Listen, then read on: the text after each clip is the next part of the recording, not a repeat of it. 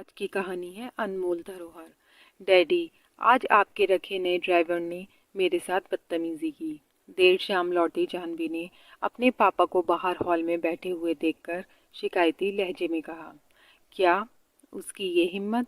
कहाँ है वो बदतमीज? महेंद्र बाबू गुस्से में बोले। तभी उनकी पत्नी ने कहा, वो नौकरी छोड़कर चला गया है।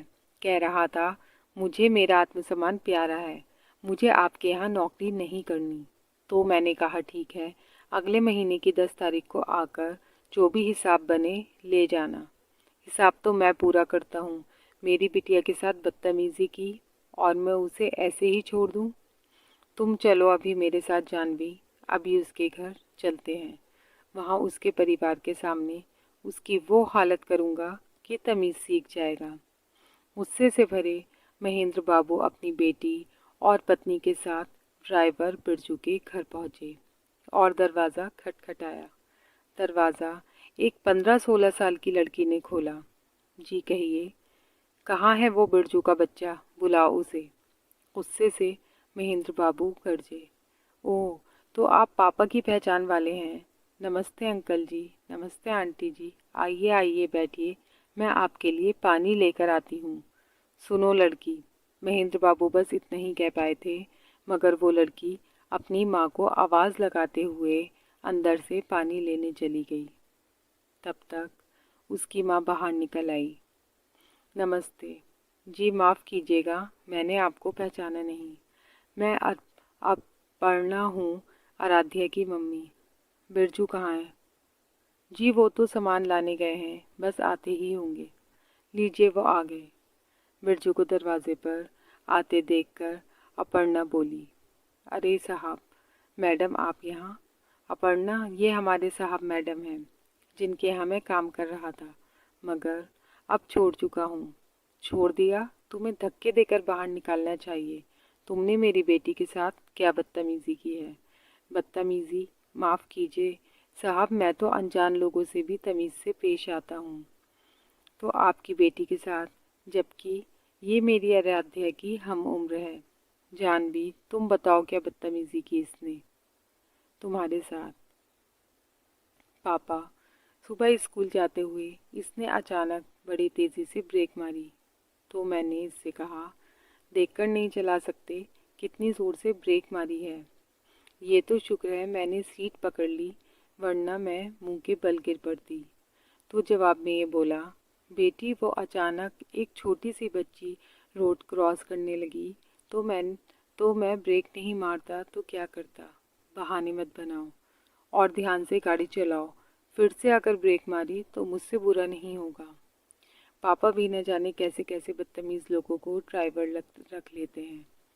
बेटी, अगर मैं ब्रेक नहीं मारता तो वो बच्ची गाड़ी के नीचे आ जाती, ये गाड़ी थाने में, और मैं जेल में होता। तो लगता है तुमने आज से पहले कभी बड़ी आलीशान गाड़ी नहीं चलाई। हमारी लग्जरी गाड़ियों को देखकर इन छोटे लोगों को खुद ही दूर हो जाना चाहिए, ना कि तुम्हारी तरह डरकर गाड़ियों में ब्रेक मारनी चाहिए। और ये क्या बेटी बेटी लगा रखा है? क्या मैं तुम्हारी बेटी हूँ? तो फिर क्या कहूँ आपको? मैडम, मैडम को दीदी कहता हूँ, तो मैं आपको दीदी कहूँ? पागल पागल हो गया है। मैं तुमसे बड़ी लगती हूँ? अपनी उम्र देखी है बूढ़े? मुझे बेटे दीदी नहीं, सीधे सीधे जानवी कहूँ, समझे? बस यही हुआ था डैड साहब। मैं भी एक बेटी का पिता हूँ। आजकल जहाँ भी नौकरी की, वहाँ मैंने सभी छोटे बड़ों का आदर किया।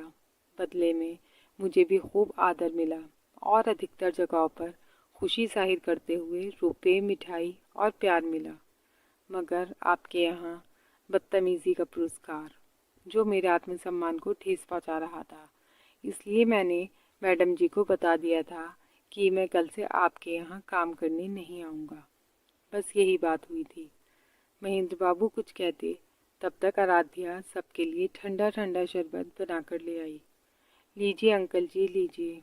आंटी जी लो, लो बहन। पापा मम्मी अंकल जी, गर्मी बहुत है, ये शरबत पीजिए, हमारे यहाँ का ख़ास है। सभी मेहमान कहते हैं, मन को ठंडक मिलती है।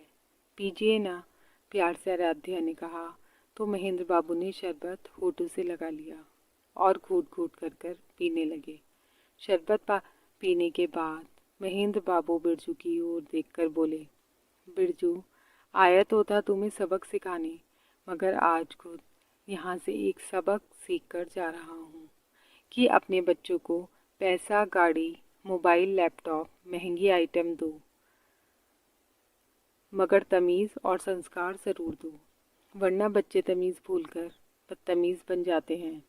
तुम एक छोटे से घर में रहते हो, शायद वो तमाम ज़रूरतों को तुम पूरा नहीं कर सकते जो मैं मिनटों में चुटकी बजाकर पूरी कर सकता हूँ, मगर मेरे भाई, जो अनमोल धरोहर, अच्छी परवरिश, अच्छे संस्कार तुमने अपनी बेटी को दिए हैं, वो मैं अमीर होते हुए भी नहीं दे पाया।